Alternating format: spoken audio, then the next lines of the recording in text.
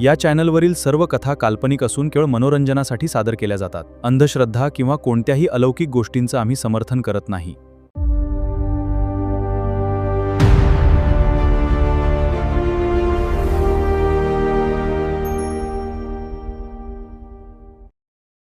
डेव्हियन storyteller सादर करत आहे एक थरारक भयकथा. कथेचं नाव आहे वळीव. काही घटना अशा असतात की त्या घडताना आपल्याला त्यात काही वेगळं जाणवत नाही. सगळं नेहमी सारखं सुरू असतं, पण नंतर मागे वळून पाहिलं की त्या छोट्या छोट्या गोष्टींचा अर्थ पूर्णपणे बदलून जातो. विशेषतः एखाद्या अनोळखी ठिकाणी नव्हे तर आपल्या ओळखीच्या घरात. आपल्या माणसांच्या आसपास असं काही घडलं तर त्याची भीती आणखी खोलवर जाते. ही कथा अशाच एका रात्रीची आहे, एका छोट्या कुटुंबाची. काय घडलं होतं त्या रात्री जाणून घेऊया आपल्या आजच्या कथेत. गंगथडीच्या रखरखीत मातीला आजनो आभाळाने भयानक कवेत घेतलं होतं. गावापासून कोसभर दूर एका शेतात असलेलं ते एकाकी घर आज नेहमीपेक्षा जास्त भकास आणि खपाटीला गेल्यासारखं वाटत होतं. आजूबाजूला माणसाची कसलीच चाहूल नव्हती. फक्त दूरवर पसरलेली काळीभोर शेती आणि बांधावर भुतासारखी उभी असलेली बाभळीची मोठमोठी झाडं मुळापासून हलत होती. वारा बेभान होऊन चोरासारखा सुसाट सुटला होता. काळ्या आभाळाला उकळी फुटली होती. दिवसा ढवळ्या काळोख दाटला होता. पक्ष्यांची खोपट्याकडे जाण्याची लगबग सुरू होती. निसर्गाचा हा रुद्रावतार एखाद्या भयानक घटनेची वाट पाहत होता असंच वाटत होतं. हे एका वळीवाची सुरुवात होती. घरात एकटाच जळणारा पिवळसर बल्ब आजूबाजूच्या गडद अंधाराशी झुंज देण्यात अपयशी ठरत होता. यमुनाबाई अस्वस्थ होऊन घराच्या उघड्या दारात ओसरीवर सुनेची वाट पाहत बसल्या होत्या. त्यांचा एकुलता एक मुलगा प्रकाश आपल्या भाजीचा टेम्पो घेऊन सोलापूरला गेला होता. रात्री त्याची यायची कसलीच शक्यता नव्हती. माहेरी गेलेली यमुनाबाईची सून आरती माहेरहून आज येणार होती. खरं तर आरतीचे वडील तिला सोडवायला येणार होते, पण दुपारीच त्यांचा निरोप आला होता. गावात काही तातडीचं काम निघाल्यानं त्यांना स्वतःला सोबत येता आलं नव्हतं. त्यांनी आरतीला बसमध्ये सुरक्षित बसवून दिलं होतं, पण अशा वातावरणात ती तिथून एकटी कशी येणार याच विवंचनेत यमुनाबाई हताशपणे वाटेकडे डोळे लावून बसल्या होत्या.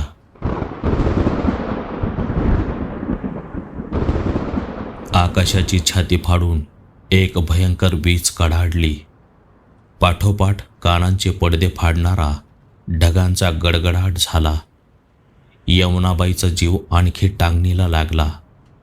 पाऊस सुरू झाला तर पोरगी कशी येईल, तिला रस्ता दिसेल का, याच विवंचनेत याच काळजीत त्या 2 वेळेस फाट्यावर जाऊन आल्या होत्या.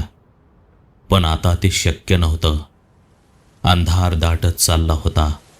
पाऊस धो धो बरसू लागला होता. शेवटी एकदाची बस आली. आरती खाली उतरली. बसमध्ये बसलेल्या गावातील काही महिला तिला थांबवत होत्या, पण सासू घरी एकटीच असल्यामुळे तिचा धीर सुटत होता. जाईन व्यवस्थित एवढंच सांगून ती वाटेला लागली. आरती जीव मुठीत धरून फाट्यावरून कच्च्या वाटेने चिखलातून चालत येत होती. पावसाचा जोर अफाट होता. कसा बसा जीव मुठीत धरून ती घरी पोहोचली. यमुनाबाई दारात तिची वाट पाहत असल्याचं दिसलं. यमुनाबाईचा चेहरा क्षणात उजळला. त्या तशाच उसरीवरून पुढे आल्या. आलीस पुरी? अगं जीव टांगणीला लागला होता ग माझा, असं म्हणत त्यांनी आरतीच्या हातातील सुटकेस स्वतःच्या हातात घेतली. आरती हातपाय धुवून घरात आली. पावसात चिंब भिजल्यामुळे तिचं अंग शहारलं होतं. तिला थंडी वाजत होती. आई, अहो काय हा पाऊस? कशी आले माझी मलाच ठाऊक.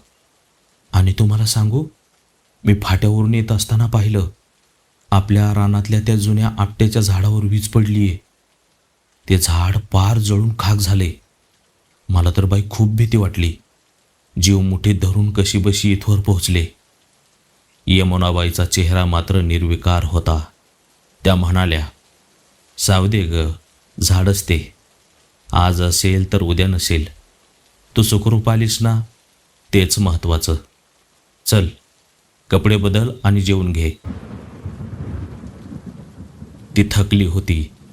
पावसाचा त्रास झाला होता. तिने साडी बदलली, केस पुसले, अंगावर ड्रेस चढवला, जेवण केलं. प्रकाश आज येतो की नाही काही माहीत नव्हतं. त्यामुळे यमुनाबाईंनी तिला आराम करायला सांगितला.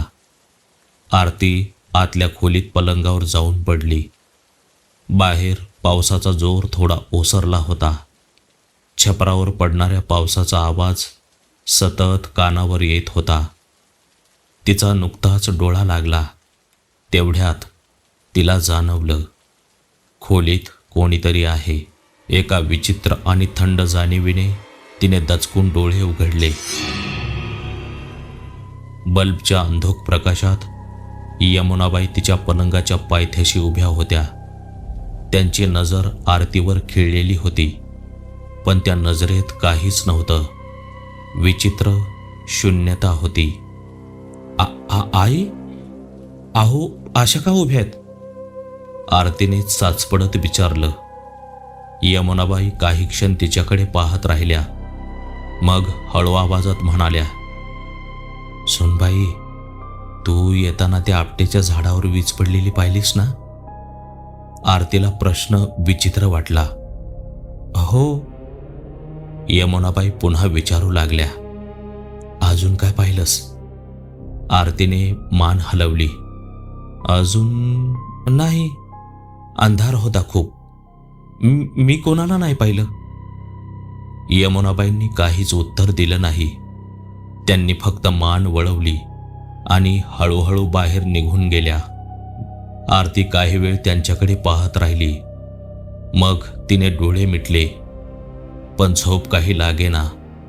सतत काहीतरी चुकल्यासारखं वाटत होतं. बाहेर पावसाचा आवाज वाढतच होता. काही वेळाने पुन्हा पावलांचा आवाज आला. खिडकीत कोणीतरी उभं होतं. आरती उठली. तिने खिडकी उघडली तर समोर यमुनाबाई उभ्या होत्या. सुनबाई, आपटेच्या झाडाखाली कोणाला पाहिलंस का? आरती आता घाबरली. आई, सांगितलं ना तुम्हाला, मी कुणाला नाही पाहिलं. तुम्ही झोपा आता. तिने पुन्हा खिडकी सारली, पडदे नीट केले आणि पलंगावर अंग टाकलं. आरती बराच वेळ तिकडे पाहत राहिली. तिच्या मनात आता वेगळाच विचार सुरू झाला होता. तिने स्वतःला शांत करण्याचा प्रयत्न केला, पण मग एक गोष्ट तिच्या लक्षात आली. ती घरात आली तेव्हा यमुनाबाई तिची सुटकेस घ्यायला पावसात आल्या होत्या. बाहेर एवढा पाऊस होता. पावसात सगळा रस्ता चिखलाने भरला होता. पण ना यमुनाबाईची साडी भिजली होती, ना चिखलाने त्यांचे पाय भरले होते. आरतीच्या अंगावर काटा आला. तिने स्वतःला समजावलं, कदाचित आपणच नीट पाहिलं नसेल, पण मन मानायला तयार नव्हतं. तेवढ्यात खिडकीच्या दिशेने पुन्हा एक कुजबूज आली. तो आपट्याच्या झाडाखाली कोणाला पाहिलंस का? आरती दचकून उठली. आवाज यमुनाबाईचाच होता, पण त्या खोलीत नव्हत्या. खिडकी बंद होती, पडदे लावलेले होते. आरती आता पूर्ण घाबरली होती. बाहेरचा पाऊस आता अजून कमी झाला होता. ती काही क्षण तशीच बसून राहिली. मग कपाट उघडलं. आतून विजेरी काढली. हात थरथरत होते. तिने दाराकडे पाहिलं. घरात कुठेही यमुनाबाई दिसत नव्हत्या, पण आपट्याच्या झाडाबद्दलचा तोच प्रश्न पुन्हा पुन्हा तिच्या कानात घुमत होता. शेवटी तिने धीर केला. घराची कडी उघडली. समोर काळोख पसरला होता. तरीही सत्य काय आहे हे पाहण्यासाठी आरतीने विजेरी हातात घट्ट धरली आणि त्या गडद अंधारात पाऊल टाकलं.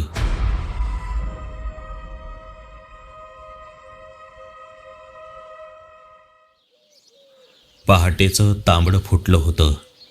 पाऊस आता पूर्ण उघडीप देऊन गेला होता, पण छपरावरून आणि झाडांच्या पानावरून पाणी अजूनही ठिपकत होतं. फाट्यावर प्रकाशचा टेम्पो येऊन थांबला. त्याच्यासोबत गावातील त्याचा जोडीदार राजू होता. रात्रभर पडलेल्या पावसामुळे रानातली वाट निसरडी झाली होती. गाडी रानात नेणं शक्य नव्हतं. प्रकाशने राजूला ड्रायव्हिंग सीटवर बसवलं.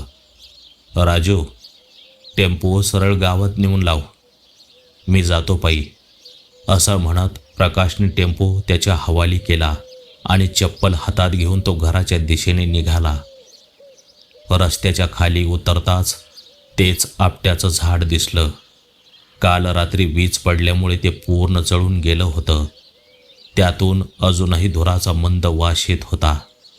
पण रात्रभर गाडी चालवल्यामुळे तो इतका दमला होता की त्याने त्याकडे फारसं लक्ष दिलं नाही. घर दिसू लागलं. दार बंद होतं. त्याने पन्हाळाखाली उभं राहून चिखलाने माखलेले पाय धुतले. भिजलेला शर्ट काढला, पिळून खांद्यावर टाकला आणि दाराची साखळी वाजवली. आई, ए आई, दार उघड. काही क्षण शांतता होती. दार उघडलं. समोर यमुनाबाई उभ्या होत्या. त्याला पाहताच त्या म्हणाल्या, आलं ग माझं लेकरू, रात्रभर जीव कासावीस झाला होता बघ. काय गाय, इतकं कशाला घाबरायचं? तो आत येत म्हणाला. काय गाय, आरती आली का व्यवस्थित? हो, आली की. आतल्या खोलीत झोपली ती. प्रकाशने शर्ट खांद्यावरून काढला आणि ओसरीतल्या तारेवर टाकला. हां आई, आपल्या रानातल्या आपट्याच्या झाडावर भयंकर वीज पडलीये. अख्खं झाड जळून कोळसा झालंय बघ. हो, मला माहीत आहे. एवढंच म्हणून यमुनाबाई त्यांच्या खोलीकडे वळल्या. प्रकाश थेट आरतीच्या खोलीत गेला. पलंगावर पाहिलं, पण पलंग रिकामा होता. तो तसाच बाहेर आला. आई, आरती तर नाहीये इथं. यमुनाबाई आतूनच म्हणाल्या, असेल इथेच, प्रातःविधीला गेली असेल. प्रकाश तसाही रात्रभर गाडी चालवून वैतागला होता. असेल कुठंतरी असं स्वतःशीच म्हणत तो बाहेर आला.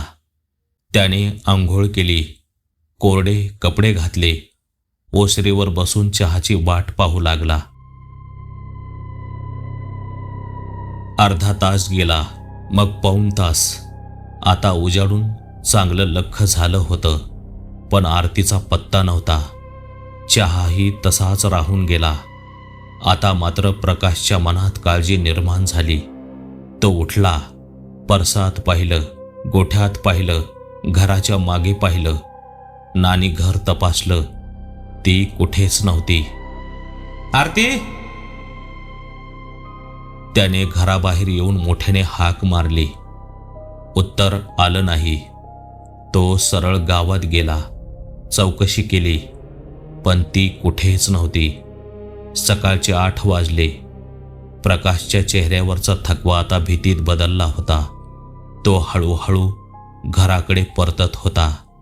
घराच्या कोपऱ्याजवळ आला आणि अचानक त्याचे पाय थांबले.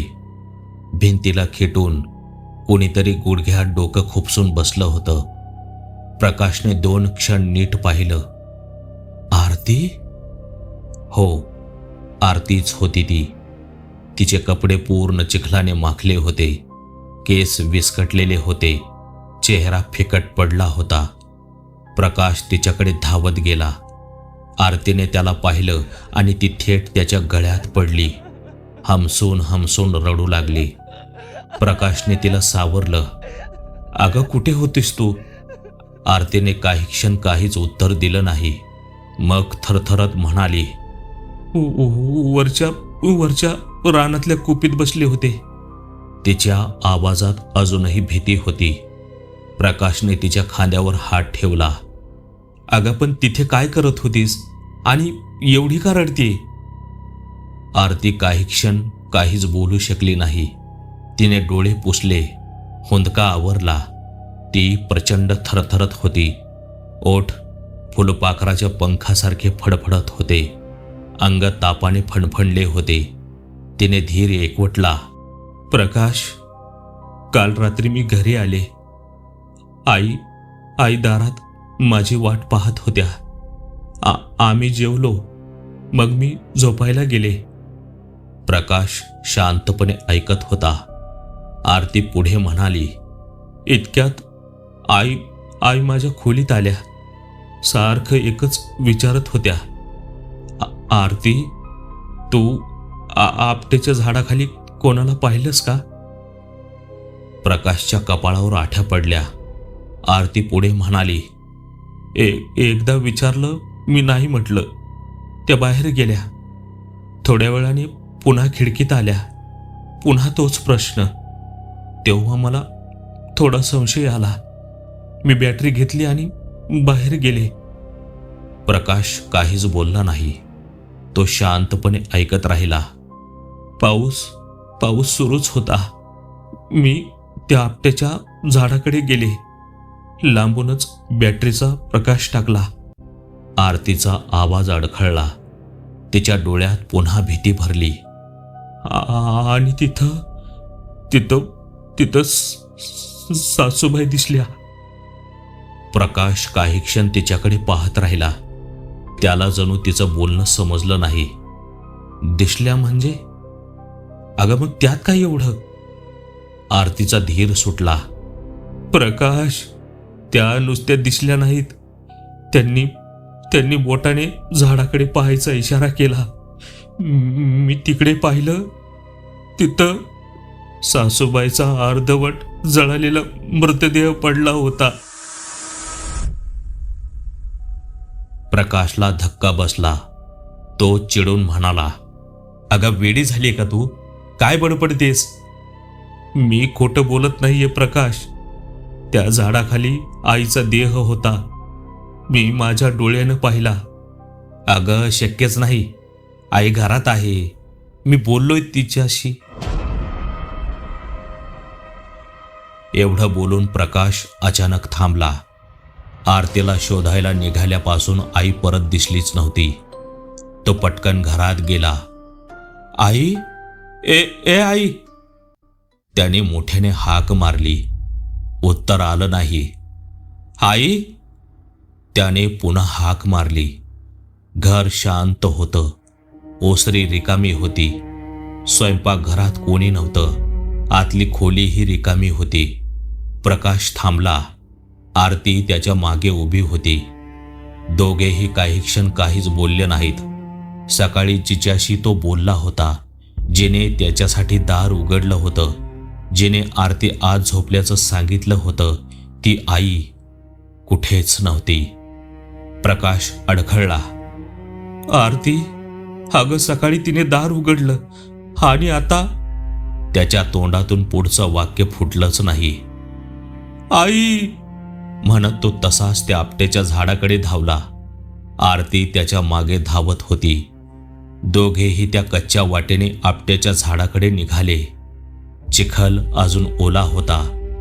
कालच्या वादळाने सगळीकडे फांद्या तुटून पडल्या होत्या. झाड जवळ आलं. प्रकाशची चाल मंदावली. मग अचानक तो थांबला. त्याच्या समोर चिखल आणि राखेच्या ढिगाऱ्यात एक स्त्री देह पडला होता. अर्धवट जळालेला. गळ्यात वितळलेली पोत होती. निळ्या साडीचे करपलेले तुकडे चिखलात विखुरले होते. प्रकाशच्या तोंडातून आवाज निघाला नाही. त्याने फक्त त्या देहाकडे पाहिलं. आरतीने त्याचा हात घट्ट पकडला. तो हळूहळू गुडघ्यावर बसला. त्याला आता सगळं समजलं होतं. सुनेच्या काळजीपोटी ती इथे आली आणि काळाने घाला घातला. पण सून अजून घरी पोहोचली नव्हती. सुनेच्या काळजीने तिला मृत्यूनंतरही स्वस्थ बसू दिलं नाही आणि स्वतःचा देह एकाकी पडला म्हणून ती आरतीला पुन्हा पुन्हा विचारत होती, सुनबाई, आपटेच्या झाडाखाली कोणाला पाहिलंस का? त्यांना स्वतःचा देह सुनेला दाखवायचा होता, पण आरतीला ते उशिरा कळालं. पहाटे प्रकाश घरी सुखरूप आल्यानंतरच त्या गेल्या. जणू त्यांचं काम पूर्ण झालं होतं. प्रकाशने आईचा तो करपलेला देह पाहिला आणि त्याचा बांध फुटला. तो चिखलातच डोकं आपटून रडू लागला. आरती त्याच्या बाजूला बसून रडत होती. त्या ओल्या रानात फक्त दोघांचा आक्रोश ऐकू येत होता. ते जळून काळं पडलेलं आपट्याचं झाड तिथेच शांतपणे उभं होतं. त्या रात्री आरतीने जे अनुभवलं त्याचं उत्तर कदाचित तिला कधीच पूर्णपणे मिळणार नव्हतं. पण यमुनाबाईच्या प्रत्येक प्रश्नामागे एक गोष्ट होती. आरती सुखरूप आहे की नाही याची काळजी. मृत्यू समोर उभा असतानाही सुनेची वाट पाहणारी ती आई शेवटपर्यंत आपल्या माणसासाठीच थांबली. म्हणूनच कधी कधी आपल्याला भीती वाटते ती एखाद्या अनोळखी सावलीची नसते. आपल्या माणसाची काळजी मृत्यूनंतरही संपत नाही या विचाराची असते. त्या रात्रीनंतर आरती आणि प्रकाशसाठी तो वळीव पाऊस आयुष्यभर एक अघटित आठवण बनून राहिला, कायमचा. समाप्त. तर मित्रांनो, ही होती आजची कथा. ही कथा तुम्हाला कशी वाटली ते कमेंट करून मला नक्की सांगा. चॅनलवर नवीनच असाल तर आपल्या चॅनलला लगेच सबस्क्राईब करून घ्या. सोबतच बेल आयकॉनचं बटन दाबा, म्हणजे पुढे कथा अपलोड होताच तुम्हाला सर्वात आधी नोटिफिकेशन मिळून जाईल. कथा आवडली तर एक लाईक नक्की करा. व्हिडिओला हाईप करा आणि जास्तीत जास्त मित्रांसोबत शेअर करा. आणि ही कथा ऐकून तुम्हाला काय वाटलं, तुमच्या प्रतिक्रिया कमेंट बॉक्समध्ये नोंदवायला अजिबात विसरू नका. मी लवकरच परत येईन एका नवीन भय कथेचा थरार घेऊन. तोपर्यंत आपली काळजी घ्या. जय हिंद, जय महाराष्ट्र.